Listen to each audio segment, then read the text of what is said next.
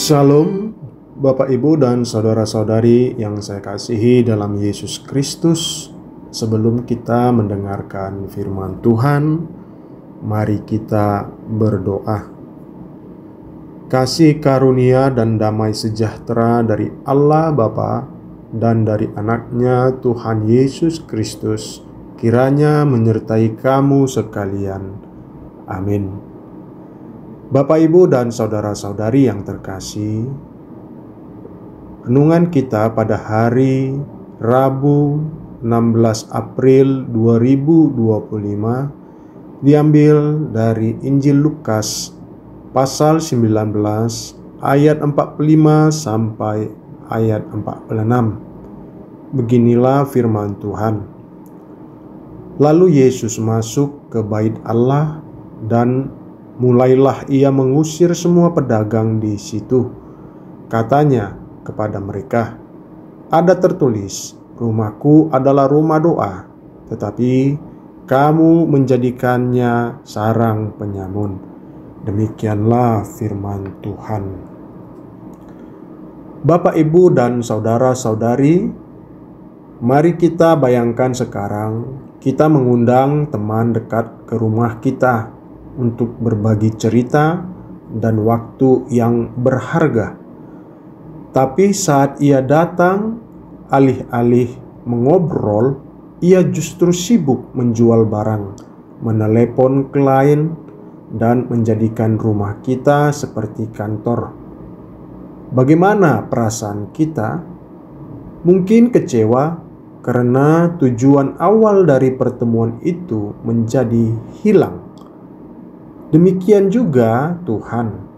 Ia ingin kita datang ke rumahnya, ke dalam hadirat-Nya untuk menyembah, berdoa, dan bersekutu. Tapi seringkali kita datang dengan motivasi yang lain, mencari berkat-Nya saja, citra rohani, bahkan keuntungan pribadi. Kita bisa secara tidak sadar menjadikan hidup rohani seperti pasar, bukan tempat berjumpaan. Firman Tuhan hari ini merupakan bagian dari narasi masuknya Yesus ke Yerusalem. Teks ini secara khusus menggambarkan pembersihan bait Allah, sebuah tindakan simbolik dan kenabian. Isi utama firman Tuhan ini, Yesus mengusir para pedagang bait Allah. Ia mengutip dua ayat dari Perjanjian Lama. Rumahku adalah rumah doa. Di dalam Yesaya 56 ayat 7 menekankan inklusivitas dan kekudusan bait Allah sebagai rumah doa bagi segala bangsa, bukan menjadi sarang penyamun. Di Yeremia 7 ayat 11 dikatakan, Yeremia adalah bagian dari khotbah Nabi yang memperingatkan tentang kemunafikan ibadah yang tidak disertai pertobatan sejati. Tindakan Yesus menunjukkan kritik keras terhadap penyalahgunaan bait Allah. Di Yerusalem, bait Allah adalah pusat ibadah dan simbol identitas bangsa Yahudi. Dalam bagian luar bait, ada aktivitas jual beli hewan kurban dan penukaran uang. Hal ini diperlukan, tapi telah menjadi ladang bisnis dan eksploitasi oleh para imam dan pedagang yang seharusnya menjadi tempat ibadah. Istilah sarang penyamun menunjukkan bahwa para pemuka agama dan pedagang telah menodai kekudusan tempat suci dengan motivasi duniawi dan korupsi.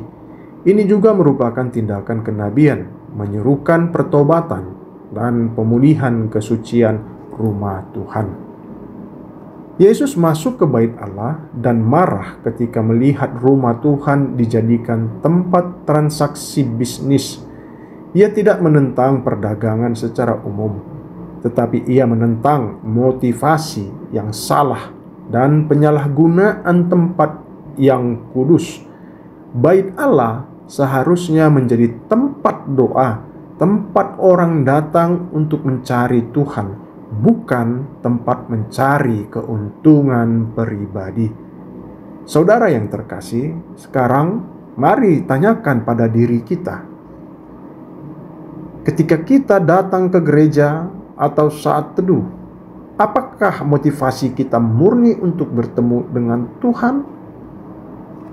Apakah hati kita masih menjadi rumah doa, atau sudah berubah menjadi sarang penyamun, tempat motivasi duniawi menguasai?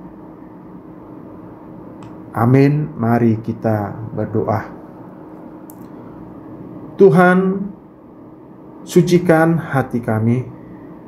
Ajar kami menjadi hidup kami sebagai bait doa, tempat Engkau berdiam dan dimuliakan.